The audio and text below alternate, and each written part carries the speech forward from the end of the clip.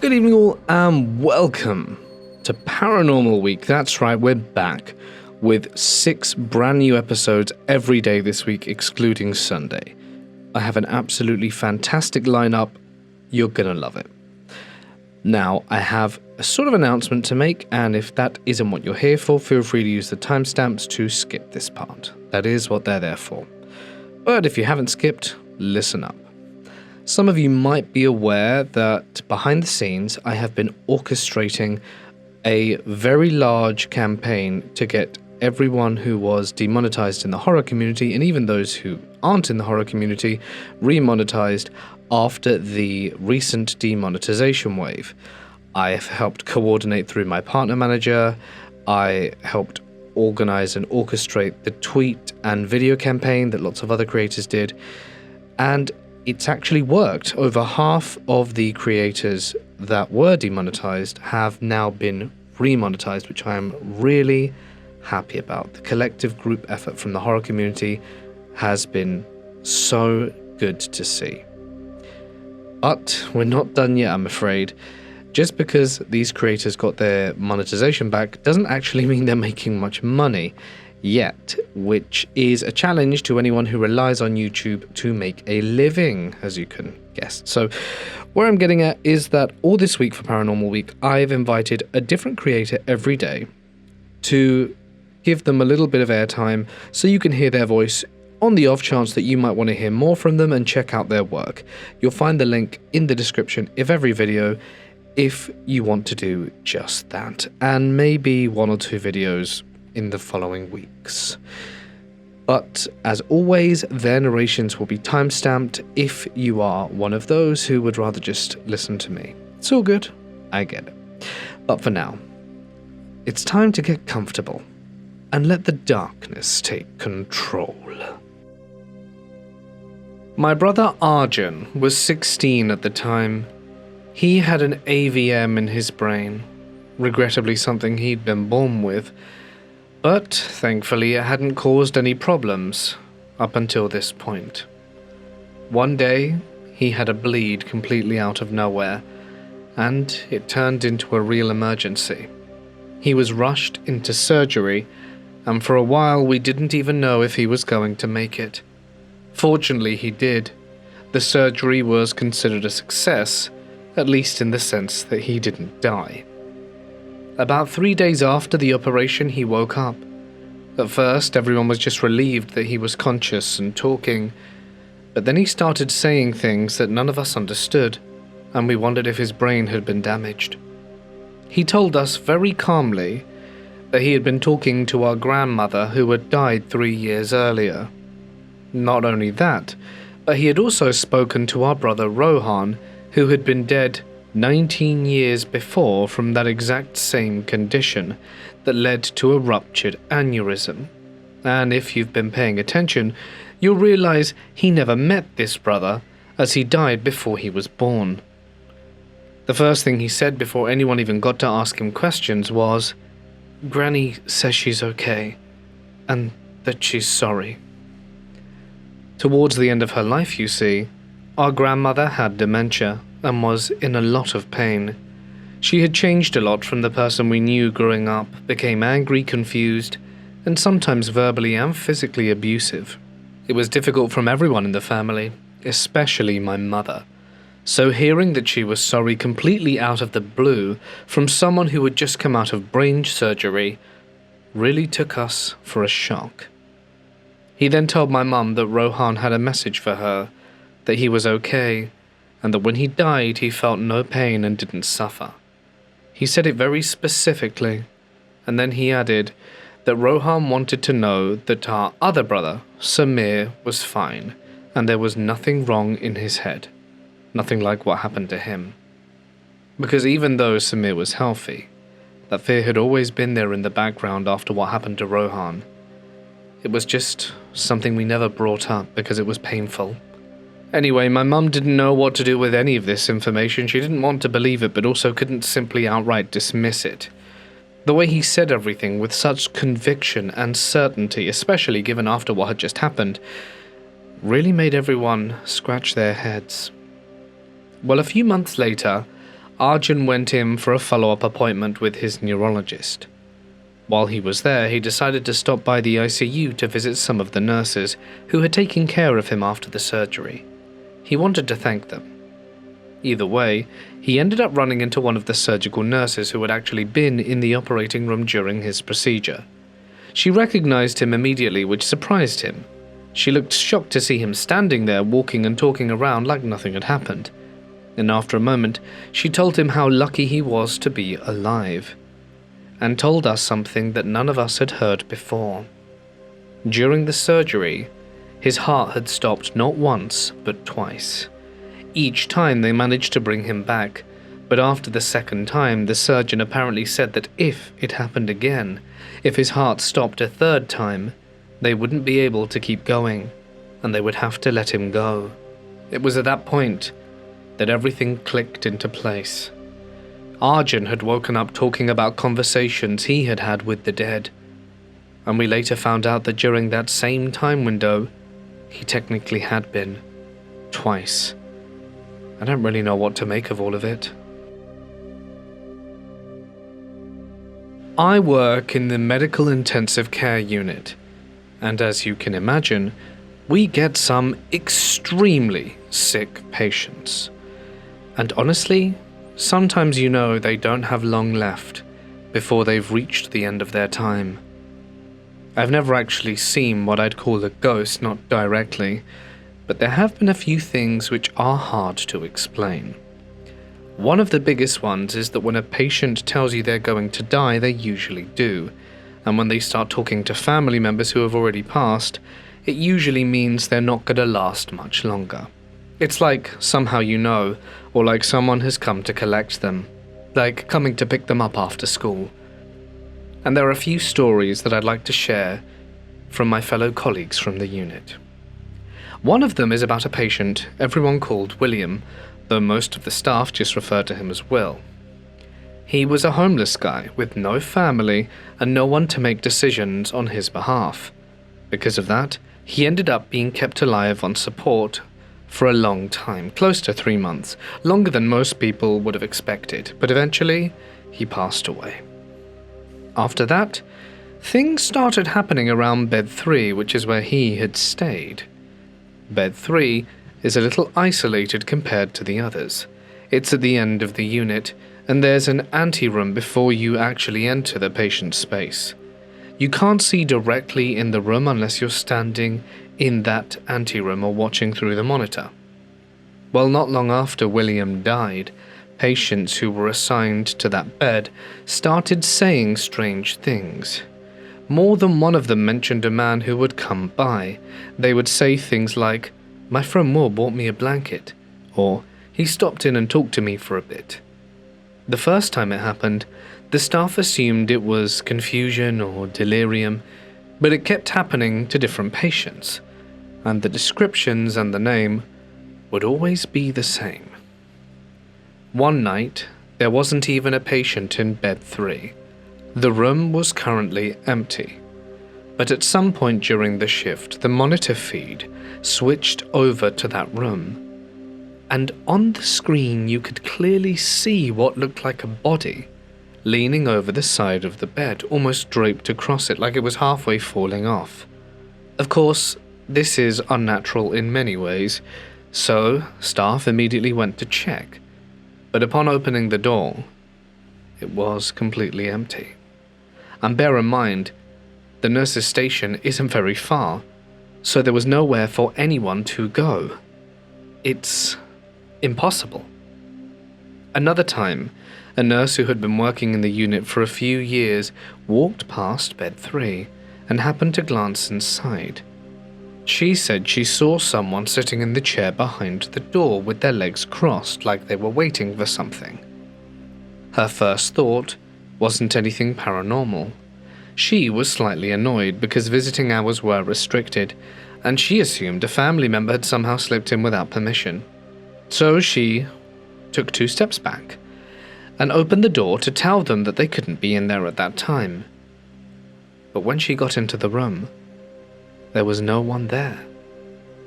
After that, she wouldn't go near that room alone for a while. Another story I've heard is there was a young woman in her early 20s who had been admitted with necrotizing fasciitis. It started from something as simple as strep. I think one of her kids had it and somehow it spread, and by the time it got to us it was already severe. She stayed in the unit a while but didn't make it.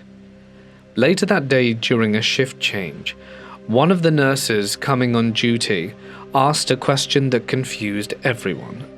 She wanted to know how the patient was out of bed and walking around. Specifically, she said she'd just seen her standing towards the back of the unit, holding hands with her 2 daughters, both of them beside her like they were about to leave together. The nurse she asked just stared at her blankly and said, "That's not possible. She died earlier today." No one could explain what it was she saw. I am a registered nurse, and during my training I worked as a nursing assistant in an aged care home in New South Wales, Australia. Over the years I've seen plenty of things that are both sad, confronting, and strange. But nothing has ever unsettled me quite like what happened in one particular room. We had an elderly resident with dementia, who was constantly terrified of something he said was in his room. Almost every night, he would scream and call out in panic, begging us to help him because the thing in his room would not let him sleep. We always assumed it was part of his dementia. We would go in, comfort him, reassure him there was nothing there, and settle him back down. But no matter how often we reassured him, he remained absolutely convinced something was in the room with him. He always begged us to leave his door open at night because he was too afraid to have it shut. Eventually, he passed away of old age, but even in his final days he was still crying about the thing in his room. After he died, his room sat empty for several days. One night during my shift, I was helping another resident get ready for bed when I heard loud knocking coming from the wall beside us, from the direction of the deceased man's room. It sounded so real and so deliberate that I immediately became annoyed, assuming no one had told me a new resident had moved in there. My first thought was panic. I worried maybe someone had been admitted without handover and had fallen or needed help. As soon as I had settled my resident safely into bed, I went straight to check. The door was locked. I asked the registered nurse nearby, who was doing the medication round, to unlock it because I could hear someone knocking inside. She looked at me confused and told me no one had moved into the room, but maybe somehow another resident had wandered in. So she unlocked the door. But the room was empty. There was no one inside. The bed was stripped bare, and the cupboards were all open, and the room had clearly just been cleaned. But the sink tap was running. I turned it off and just said, "That's weird." A few days later, at handover, another staff member mentioned that the call bell in that same room had gone off overnight. Staff had gone to check, found the room locked, unlocked it, and again found no one there. Then another nurse chimed in and said that the day before she had heard water running in the room. When they unlocked it, it was empty, but both the sinks and shower taps were on full blast. We laughed nervously and joked that weird things always happen in hospitals and aged care homes. A few mornings later, I arrived for shift, and the night staff looked pale. The registered nurse and carers couldn't wait to tell us what happened. Again, the call bell from the room had gone off. Again, the door was locked. The registered nurse on duty that night was not the type to exaggerate. He was one of those no-nonsense men who didn't believe in anything paranormal and always had a practical explanation for everything. He said he unlocked the door and opened it, and froze. The mattress was standing upright on the bed, perfectly vertical, balanced on its end as if someone had physically lifted it and stood it there. He said there was absolutely no way it could have happened naturally, as it wasn't leaning nor partially propped, but standing upright and independently. He later said the second he saw it, he was overwhelmed by what he could only describe as pure evil, and he slammed the door shut immediately.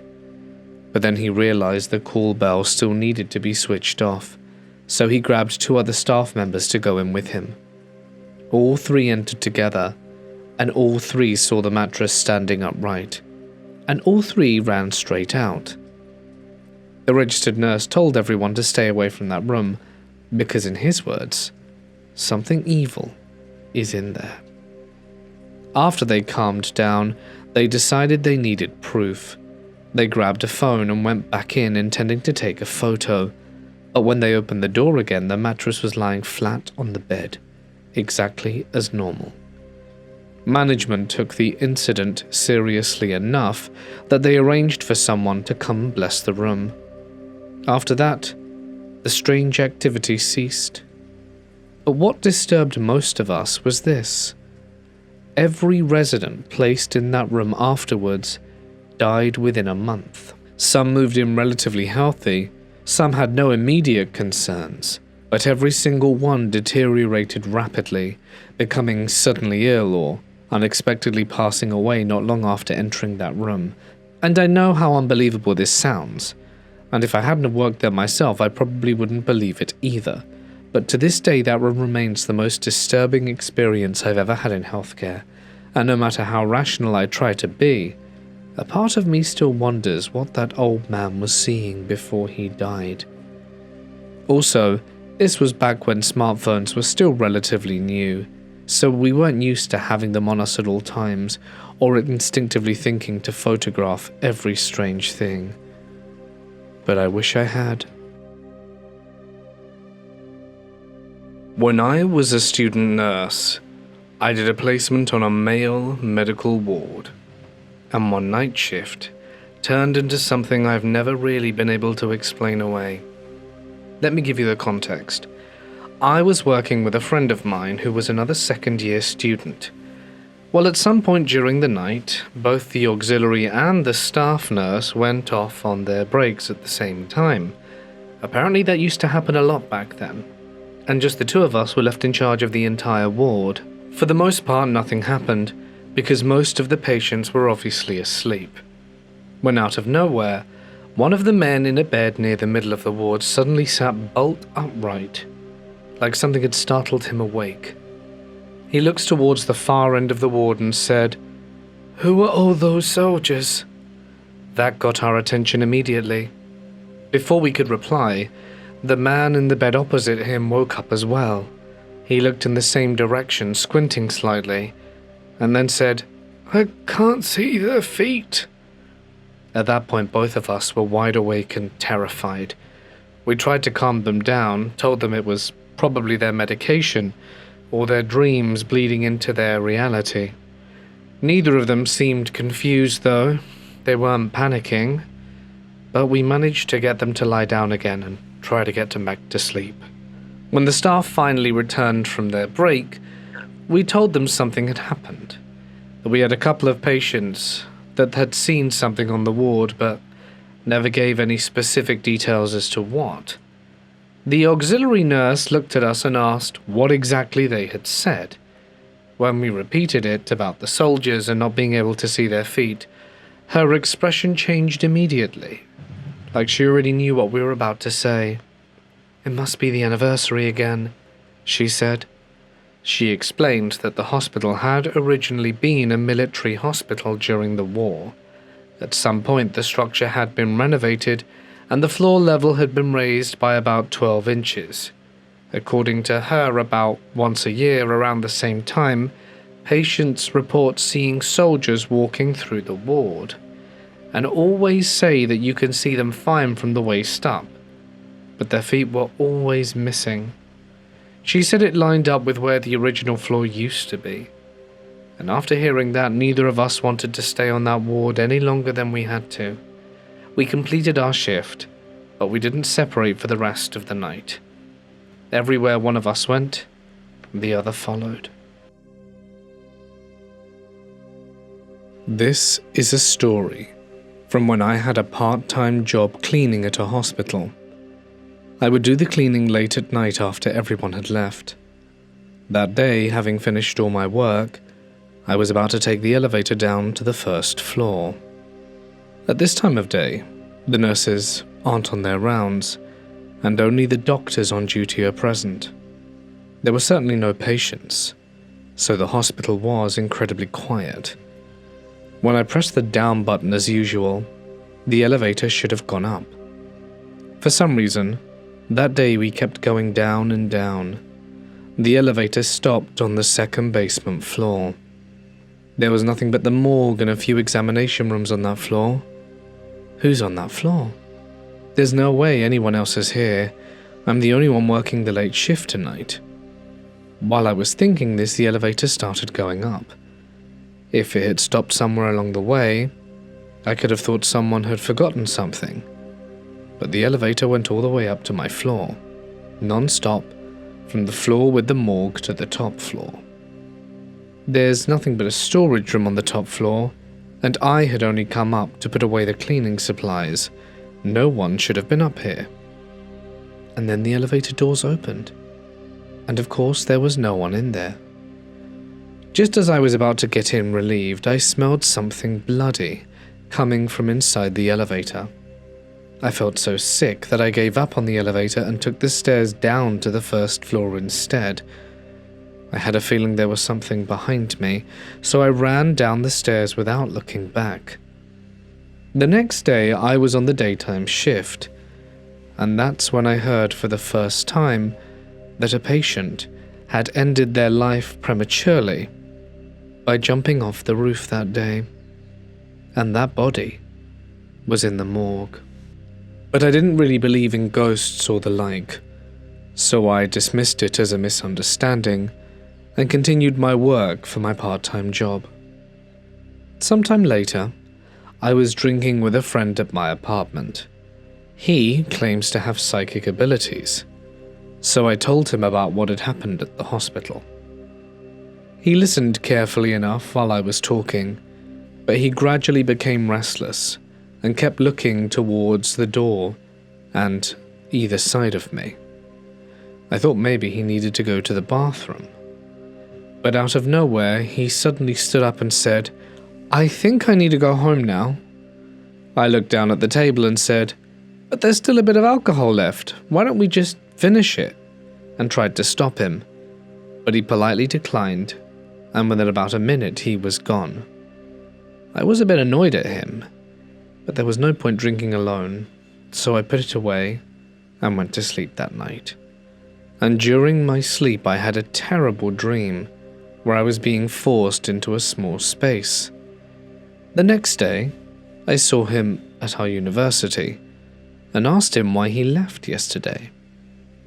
He told me, while we were talking, I happened to glance towards the door, and there she was, peeking in through a gap in the letterbox. I didn't think you'd believe me if I told you at the time. In the end, he was crying and apologizing to me profusely.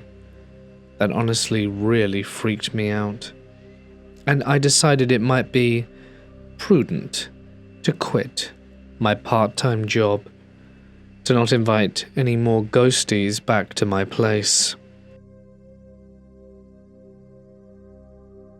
Working as a nurse in a very small rural hospital gives you the chance to get to know your patients a bit more intimately, because you meet them on the street, in the grocery store, and at school functions. So one night, as I was the charge nurse and the emergency room nurse all rolled into one, I received a call from the front desk that I had a patient in a car downstairs, and I needed to open the ambulance door so I could get him into the emergency room. As I ran down, I was wondering what I would encounter. His family had called, said he was having trouble breathing, but they hadn't given me much detail. I opened the door, and as the car pulled in, I saw a man hanging out the passenger side of the car. He was slumped over, half out of the seat. I went over to the side and saw that he was blue and not breathing. His skin had that deep, dark purple color you only see when someone isn't getting oxygen. I ran into the emergency room to call for some assistance in getting him out of the car and into the emergency room. I also called for the certified registered nurse anesthetist who was on site to do an intubation. Normally, our certified registered nurse anesthetist lived about 10 miles away, but he was on vacation and his cover stayed in-house.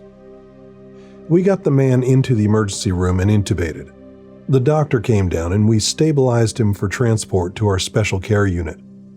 Because we were such a small hospital, we had a special care unit that had 3 beds and some of the best nurses I have ever worked with. They were the ones who could handle the toughest cases and who never panicked. The rest of the evening went by without any more commotion, and I left that night feeling good about having saved someone. The next day, I came in and went into the unit to check on how the man had done overnight.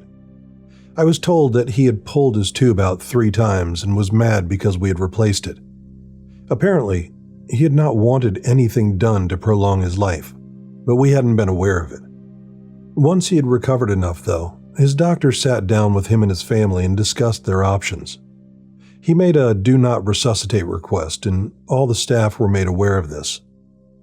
When he saw me, I got a royal chewing out for having him intubated in the first place, and that was the start of a friendship. I worked with his daughter and his granddaughter, so I was soon his favorite nurse.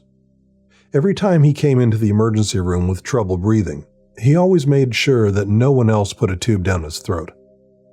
He'd point at me and say, "I want her, not you." Of course, a person can go on like that only so long before the body decides that it's had enough. Of course, it wasn't long before that time came when he came in and was not responding.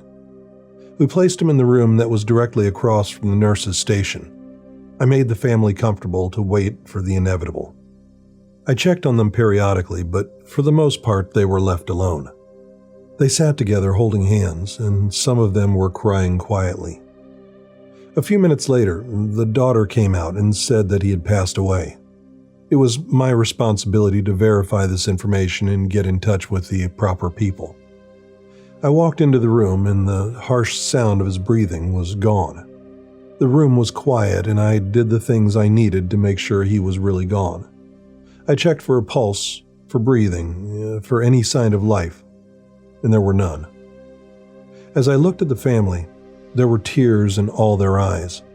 His wife hugged me and told me that I had always been his favorite, and she thought he would be happy that I was there when he left.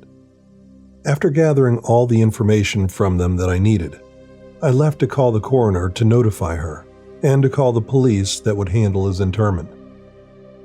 He had decided long ago that he wanted to be cremated. As there was only one crematorium in the area, they were already out when I called, but they would be there as soon as they could. I relayed this to the family and told them they were more than welcome to stay if they wished. Some of them did stay. I provided them with privacy, tissues, and any comfort they might need. Every time I went to check on them, although there were tears, there was also laughter at stories about his life. Once, they looked at me and asked if I was uncomfortable with their laughter. I told them, no. I knew they had been prepared for this. And although it's never pleasant, it was nice to see that they could look back with love at the time they had spent with him. Soon, the service came and picked him up. The wife and daughter thanked me for the kindness of letting them stay and spending the last couple of hours with their loved one. I have always felt that a family should have as much time as they need to say goodbye. You don't rush that. After they left, I had housekeeping come and clean the room. When they were done, the door was closed and we all went about the rest of our shift. Near the end of the shift, the other nurse and I were at the desk charting on the night's event when a buzzer went off. We both looked to see which patient was calling for assistance. It was the call bell from the room across from the nurse's station. As we were both at the desk, we knew that there was no one in there. The room had been cleaned, the bed was empty, the door had been closed. Neither of us wanted to go in, so we tried to cancel the bell from the console, but we were unable to. It kept buzzing, loud and steady, like someone was pressing it on purpose. I felt that it was my responsibility to go in, as it had been my patient that had been in there. As I walked into the room and turned on the light, I saw that the cord for the call bell was pulled out of the wall and was across the room. The cord was stretched out like something had dragged it. Now, with no one in the room, that was eerie to say the least. I hurriedly put it back and I left the room. The buzzing stopped as soon as I plugged it in. A few weeks later, I was talking with the daughter of the patient who had passed away in the room, and she smiled at me and said that it was probably her father coming back to tell his favorite nurse goodbye one last time. She didn't sound scared. She sounded like she was glad. And I think, in some way, I was too. This one's pretty creepy, and it's actually one of the main reasons I got out of hospital nursing and switched to office case management. I worked many years on telemetry, steady nights, and the exhaustion was constant. I was overtired all the time, and never felt quite rested no matter how much I tried to sleep. My husband worked steady second shift, and I worked steady nights, so our schedules were offset. But at least we ended up home around the same time most days. Well, one night, while waiting for him to get home, I was dozing on the couch. The kids were already in bed, and I was half in and out of consciousness when I felt a presence in the room. Even though my eyes were closed tight, I felt the room turn red before my eyelids, like a deep crimson glow washing over everything. Then I started to hear the whispers of 1,000 souls in the room. The air felt oppressive, and I tried to scream, but no sound would come out. The whispers then got louder, but I couldn't tell you for the life of me what they were trying to say. It's like they were all talking at once, desperate. When my husband's key turned in the door, the redness in the room vanished instantly. The whispers stopped completely, and I became wide awake, as though I had never been asleep at all. I told my husband I felt it would be a bad night. I couldn't explain it, but I knew something was wrong. Sure enough, in the room across the hall from the nurse's station, that room, the one reserved for the sickest, most unstable patients, so they can be close when a code is called, my co-worker's patient strangled herself silently in her waist restraint. Her body was contorted, limbs twisted in unnatural ways, and her face lay smashed between the bed rail and the mattress. My co-worker was completely distraught. She had checked on that patient only 20 minutes prior, and she was fine then. We called a code, and worked on her for a back-breaking half an hour. I did compressions, and I still remember the sound of a couple of the ribs cracking under my hands. However, in the end, she was gone, and my co-worker was beside herself with guilt and grief. The next night, the same scenario happened again. I waited for my husband to come home, drifted in and out of consciousness, and the room turned red beyond my eyelids, and what sounded like 1,000 whispers could be heard in my ear. I was unable to discern what they were saying again. I opened my mouth to scream, but nothing came out, and I woke to the sound of his key in the door. That night, I had agreed to switch sides with my co-worker, having felt pity for her after what happened. The room across the hall was cleaned out, and in it was a new patient, a man in his 50s with moving chest pain. I was tired from the night before, my back still sore from the 30 minutes of doing compressions, and worked as swiftly as I could, getting in first rounds, checking frequently on my new patient across the hall with the moving chest pain. I was newly trained in telemetry, and I felt concerned about the pain that moved across his chest, then down his left arm, then back up and down his right arm. Although I was new, I felt that I noted a subtle S to T depression in his rhythm strip, but a more seasoned telemetry nurse looked at the strip and said it was nothing, I called the cardiologist, and though I didn't want to seem overly zealous, told him about the moving chest pain and what I felt was a subtle change to the ST segment. He ordered my patient Malox and Tylenol, which I gave. Then I got sidetracked by a patient whose rate suddenly went to 150. I got busy with that patient's orders, and for a moment forgot about my patient with the moving chest pain. Suddenly the unit clerk shouted at me in the still of the night down the hall, "Patty, go see your patient in 15. He's in VTAC."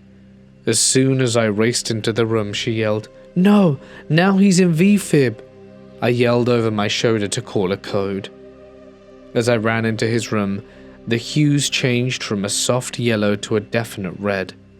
I looked at my patient as he sat up and laid down, up and down again and again, making these agonal sounds. He couldn't sit still. In the midst of this, the code team came in. They all watched as this man sat up and laid down again and again, and in all we watched as this man breathed his last earthly breath. As he lay down for the last time, they sprang into action, but it was too late. He had died of a massive heart attack. A week later, I was applying to every insurance company in town. I got my steady daytime hours, weekends and holidays off, and made sure I get 8 hours of uninterrupted sleep now, and vowed to never work the night shift again. I used to work as a nurse in South Africa, and I had a patient who kept setting off his IV pump alarms. At the time I went in, the clamp would be closed. At first, I assumed he was just fiddling with it. It happens all the time. Patients do get uncomfortable and they adjust things without realizing what they're doing. And it turns into a constant cycle of fixing the same issue over and over. After what felt like the 100th time that night, I finally confronted him. I asked him directly if he was touching the line. He got irritated and immediately insisted he hadn't touched it at all. Then he told me it wasn't him. It was a young nurse in a white dress who kept coming in and messing with it. This made no sense. At our hospital, our uniforms weren't white. No one on staff dressed like that. And I just remember standing there for a second, trying to process what he said, but then brushed it off. Figured maybe he was tired or confused or mixing things up in his head. It wasn't unheard of after all. We ended the conversation both annoyed, and I didn't think much more about it after that. A few weeks later, I was working night shift again, in a different room, with a completely different patient. At some point, the call light went off, so I went to check on him. He looked unsettled and said he had a problem with one of the nurses. And when I asked what he meant, he told me there was a young nurse standing in the doorway of his bathroom. He said she was wearing a white uniform and not moving, but simply standing in the darkness, staring at him. He said it had been happening for a little while, and it was beginning to frighten him.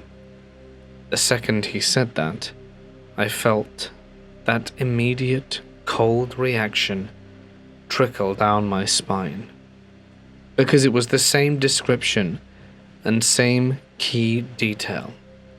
I checked the bathroom myself and saw nothing, asked if he could see if she was still there, and she wasn't, so I said maybe he had been half asleep, and he seemed to buy my explanation.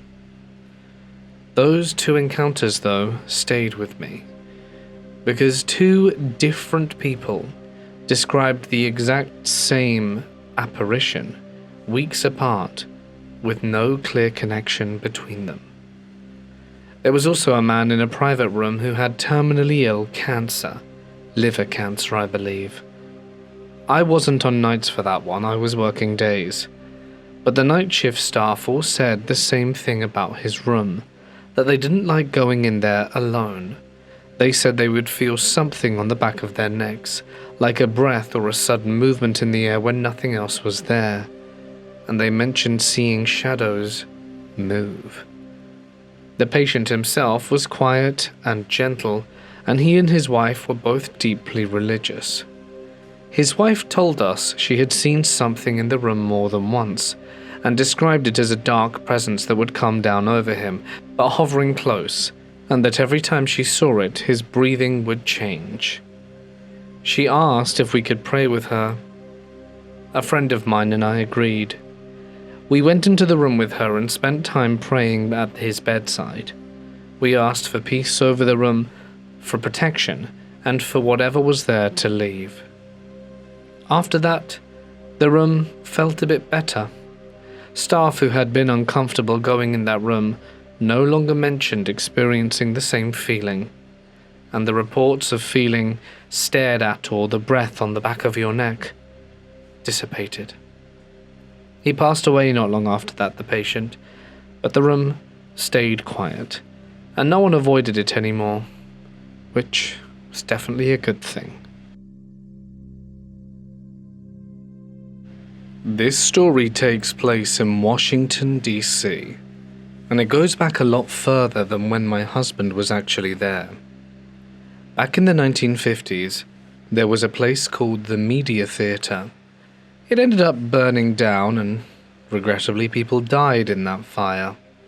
That alone gave it a bad reputation to all those who decided to still look inside the charred remains of the building. Well, years later, they began to demolish what was left of it, and there were multiple incidents during the teardown. Not small incidents either. I'm talking freak accidents, and more than a few people died. It even made the papers. Well, eventually, a new building was put up on the same land, and by the time 1991 rolled around, it had become a hospital. That's when my husband ended up working there. He was part of a crew doing a full renovation inside the building. At that point, none of the guys on the job had really known anything about the history of the place. But pretty early on, they all said it felt a bit off. It was the middle of summer. There was no air conditioning in certain sections they were working in, and still some of the guys began complaining about feeling cold, like actual chills. A few of them also added they felt like they were being watched, even when they were alone in a room. And for a bunch of beefy guys doing construction, that's a pretty big admission, let me tell you that. My husband was one of the people who felt it strongest. He kept it mostly to himself at first, but did mention to a couple of co-workers that he had this underlying bad feeling around the site, and it's important to note that he was a complete skeptic. So for him to say anything like that was very out of character. Within the span of about a month, one guy lost a finger on the job, another one fell down a full flight of stairs, and swore up and down that it felt like someone had pushed him. Tools and materials kept disappearing, and one guy tripped on a flat surface and broke his arm. There were so many close calls that people started to become anxious. My husband said that in all the years he'd worked in construction, he'd never seen anything like it. That company had more accidents on that one job than they had in the last 10 years combined. June rolled around. He had what they called a freak accident and ended up losing the tip of his left index finger. And he told me how. Only then did he admit that he felt something quite wrong in the workplace. Well, he got 2 weeks off and then returned. That morning, he told me everything still felt bad. And stronger than usual, perhaps. Whatever was there had intensified. Well, around 10 a.m. that morning, I got a beep on my phone, and when I went to look, I still remember the words, word for word. "He's been hurt. There's a lot of blood, but I think he'll live. The paramedics are taking him to the hospital." When I got to the hospital, I found out how bad it really was. So it turns out a 200-pound piece of cast iron pipe had fallen about 10 feet up and come down straight onto his hand. The way he described it was that it was a bit like a giant cookie cutter dropping straight down onto the concrete floor on his hand and then that pipe. The paramedics said that based on what they saw, He should have lost his hand completely. But fortunately he didn't.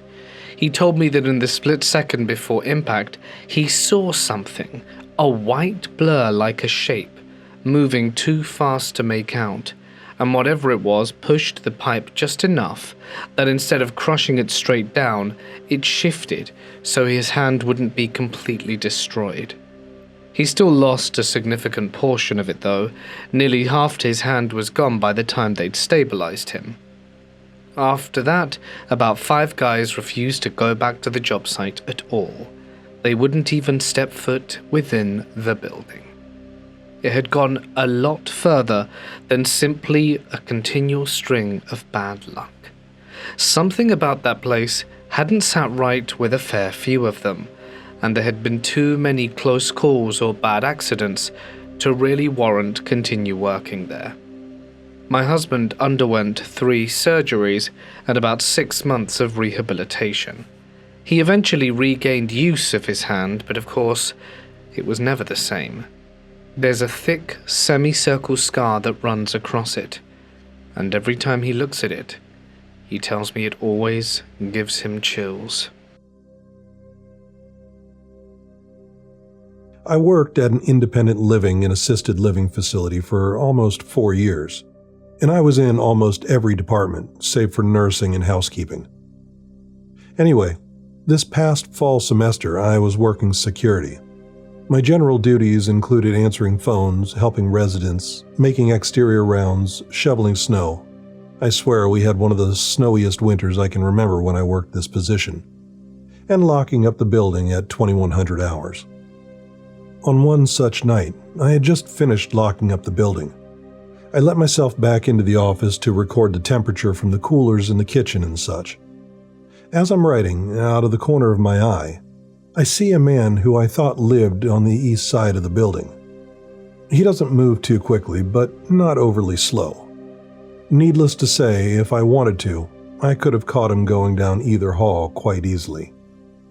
As soon as I saw the man, I put down my pen and went right out into the hall. Nobody in the east side, nobody on the west side, and nobody in the mezzanine. The only way he could have gotten away is if he ran. That's how quickly I dropped my pen and investigated. I was eagerly anticipating the night janitor clocking on. In another occurrence, I had finished up rounds. I'd say it was about 21:45. I settled in with one of my textbooks at the front desk to study some material from my nursing theory lecture. I didn't see any movement out of the corner of my eyes, but I heard the distinct sound of one of those aluminum, I don't know what material, but the little silver ones, going over tile. The only tile in the whole building is right in the front lobby and in the kitchen. Nobody was around. Again, I was eagerly anticipating the night janitor coming on so I could clock out and get the heck out of there. I've heard some first-hand accounts from several of my friends from the kitchen, where, oddly enough, I began and ended my employment. Anyway, we had a cook who pretty consistently came in hungover for Saturday morning shift. This was a problem in and of itself, and it has and still does happen to several of our early morning cooks. Chucky would put the large mixing bowl for eggs or whatever on the large stainless steel counter and go back into the walk-in cooler to get whatever necessary ingredients he needed. He would come back out and the bowl would be spinning down the counter.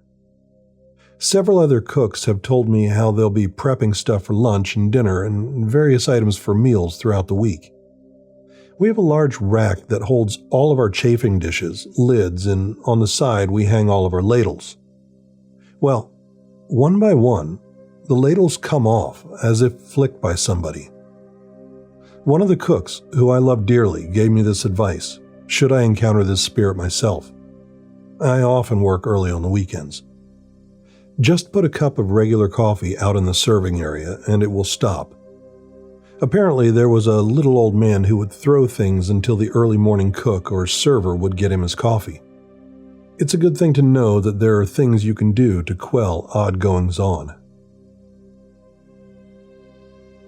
I worked in a hospital, and a number of years ago, I was attending to a patient that was about to have a baby. From the moment I saw her face, I knew there was something wrong. Expectant mothers are often excited, but she looked stoic, like she'd just been given some bad news. I approached her and asked if she was ready, as she was programmed to have a C-section shortly. And she turned to me with her eyes red and said, "I don't think my baby will make it." I tried my best to reassure her and tell her she was in very good hands, that the doctor on call had done this 100 times, if not more. However, despite everything I said, she just shook her head sadly. I didn't really know what to say at that point. I had never had anyone react that way just before the baby was due to come out. Then she told me that she had just seen a family member in the hallway, and they told her. I interrupt her to let her know that no family member could know more than our medical team, and she went quiet for a moment and then added, "The thing is, my Aunt May died a few weeks ago, and she never lied to me in life. So why would she in death? She told me she would take the baby and not to worry." I told her not to worry. It was probably stress, and that she would be holding her baby soon. Well, as she foretold, there were numerous complications with the birth, and the baby was, in fact, stillborn. As far as the doctors knew, the baby was alive and healthy just a few days before, and she hadn't received a scan in the interim. It certainly left me both sad and speechless. I used to work at an intensive care unit, back when it wasn't unusual to keep patients there, even when it was clear they weren't going to recover. One patient that I took care of was a woman with advanced breast cancer. By the time I met her, she had already been minimally responsive for days. She barely reacted to anything, just small movements here and there, and nothing that felt like she was truly conscious. Well, one day out of the blue, she woke up. Clear eyes and completely lucid. It really caught me off guard. I didn't expect that to happen. She asked me for some water. I got it for her and helped her sit up slightly, and watched as she drank it without any trouble. Everything about her in that moment felt ordinary, and not like she had just been fading for days. After she finished, she looked me dead in the eye and said, "Do you know what Jesus asked me?" I remember getting chills right away, but I still answered her, "No, what did he ask you?" "He asked me if I had done everything with love." I asked her what she said. She told me, "I said, I tried." There wasn't any fear in her voice when she said it, or confusion. I told her that trying was probably all of us could really do, and she seemed satisfied with my answer. I adjusted her position, tucked the pillows around her so that she was comfortable, and within minutes she had drifted back to sleep. 10 minutes later, she died. That moment stayed with me, not because of how she died, but because of how clear she was right before it happened, and what she chose to say to me. Another patient I will never forget was an older gentleman who came in after a massive heart attack. He had multiple complications and ended up on a ventilator. From the beginning, he was one of the most difficult patients we had. He was aggressive, combative, and would constantly be fighting the staff, and would bite, kick, spit, and do anything he could. We had to restrain him just to keep him from pulling out his lines. His granddaughter worked at the hospital and apologized more than once. She told us he had always been like that even before he got sick, not just difficult but mean. Well, during that first stay, we had to code him 3 separate times. After the third, he calmed down completely. He followed instructions and spoke respectfully. At the time, we explained it as ICU psychosis resolving. That happens sometimes. Patients come out of it and seem like different people. But in his case, the change didn't fade. He ended up coming back to the ICU multiple times over the next couple of years with heart failure issues. and he became a regular. And every time we saw him, he was the same, kind and always smiling and joking around with staff. And honestly, whenever we saw him, we looked forward to interactions. One day during one of his visits, he asked me if I remembered how he was the first time he came in. I told him I did, and he asked me if I knew why he changed. I told him I assumed it had something to do with how sick he was back then, and that perhaps it affected his behavior. He told me very plainly, no, it wasn't that. He said the last time we brought him back when his heart had stopped, he remembered something, not clearly like a dream, but clearly enough that it stayed with him. He said he found himself in a place that was completely dark, described it as empty, but not quiet, and that it had a strong smell of sulfur, intense heat, and it was suffocating. He called out over and over and no one answered. At some point, he remembered hearing that people who die and come back often talk about seeing a light or something peaceful. He said he didn't see anything like that, just darkness. And at that moment, he understood something. He knew he had to change. After that, he never went back to how he was before. He lived for a few more years after telling me that. When he finally passed, I was in the ICU again. By then, he wasn't afraid nor angry. He was calm, the same way he'd always been, every time I saw him after that first day. I don't know if what happened to him was all in his head, or if it was real. But all the same, I'm glad for his change for the better. The step-down unit I worked in was small with only 4 beds, and at one point they were having trouble covering night shift. I agreed to rotate in and help out for a while.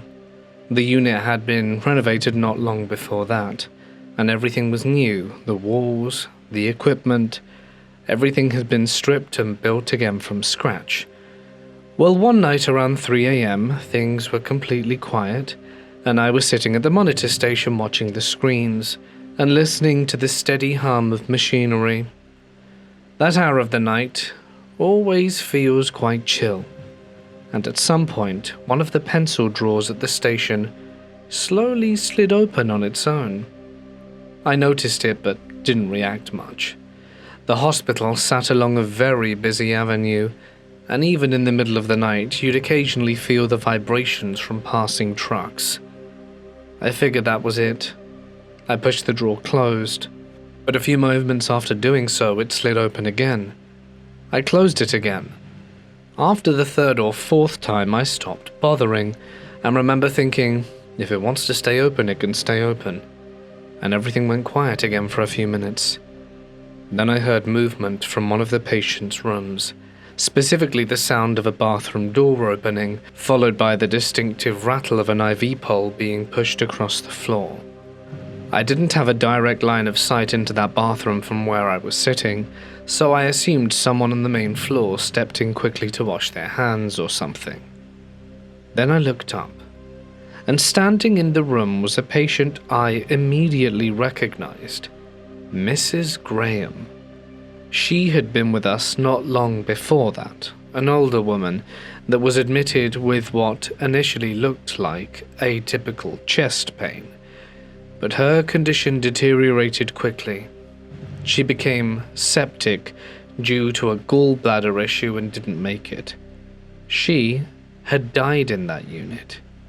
I was fully awake, I remember that clearly. She was standing in the middle of the room holding onto an IV pole. One hand was on the pole itself, the other was resting on top of the pump. And she looked exactly like she had when she was a patient. She moved slowly like she'd just come out of the bathroom, and I could still hear the faint rattle of the pole as she moved. Then she stopped, turned towards me and raised her hand in a small wave.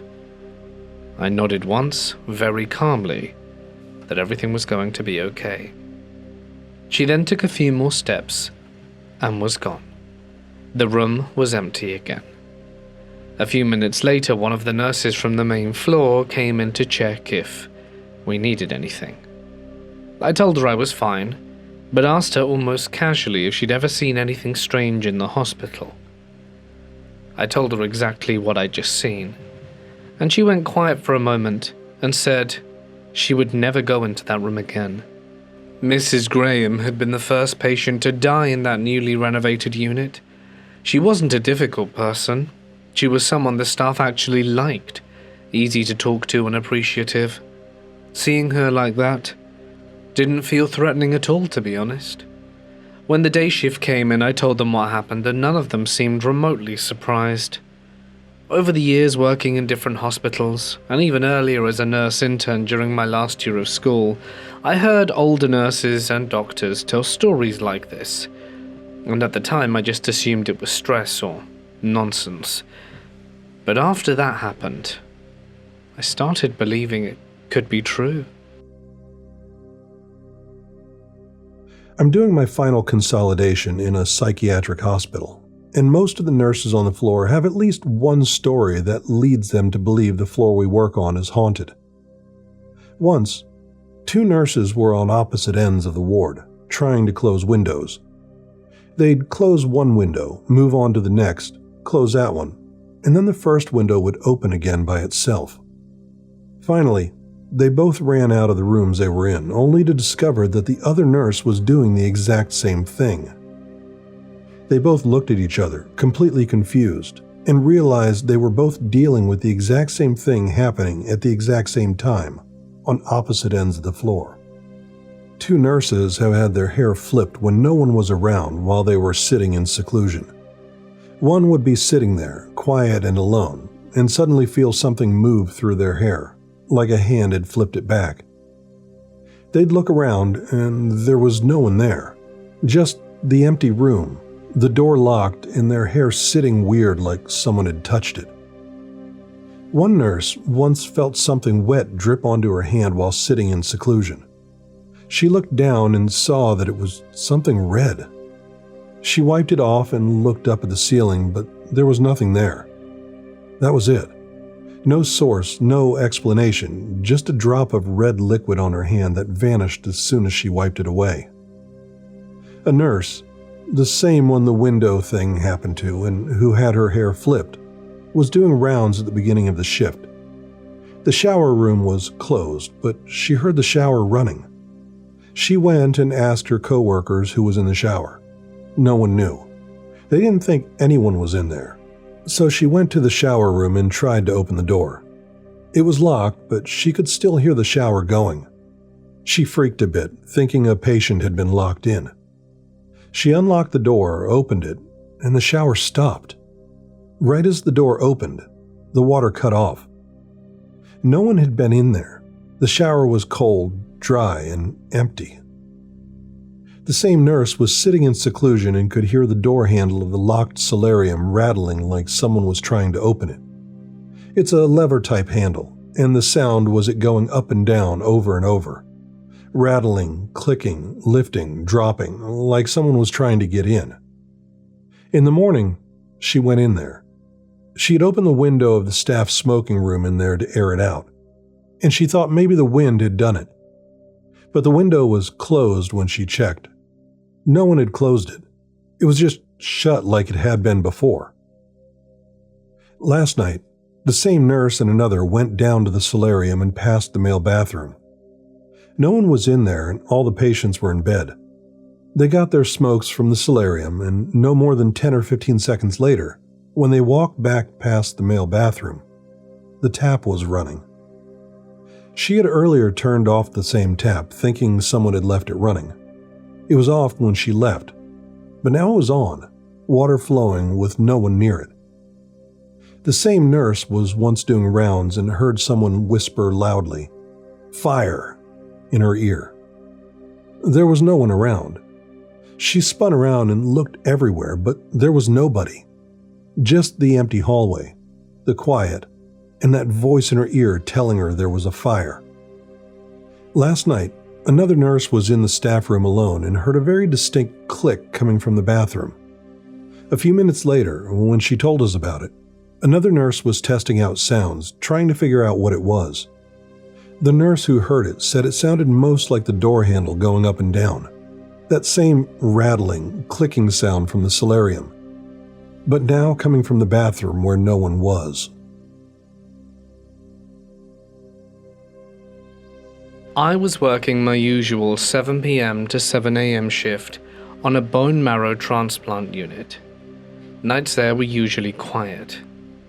Well, around 3:30 a.m., it was just me and one other nurse covering 5 patients, and things had settled into that pleasant early morning lull, where all you do is just charting and check the monitors, and just have to be awake, really. My co-worker had come out to room 4, when I accidentally startled her as she turned the corner. She jumped hard, way more than I expected, and I could tell right away she was already on edge. It turned out she'd just been in the patient's bedroom emptying a urinal when the door suddenly swung shut behind her. Not slowly either, but closed with enough force to make her spin around, and it freaked her out so much she spilled urine all over herself. We laughed about it for a while, but she didn't really recover from it. She then asked if I knew what happened in that room, and I said no. She told me apparently a young man had been admitted there not long before. He'd been doing well enough that he was actually expected to go home soon. Nothing suggested things were about to go wrong, but one night at around 4 a.m., staff heard a loud thump from inside his room. They rushed in and found him in the bathroom. His central line had been pulled out and there was blood everywhere. Not just a little, but enough that it covered the floor, the sink, and parts of the walls as well. They tried to code him right there, working around the mess, but it didn't matter. He died in that same bathroom. No one ever figured out exactly why he pulled his line, or what led up to it. After hearing that, the room never felt the same. A few weeks later, an older woman was admitted to that same room.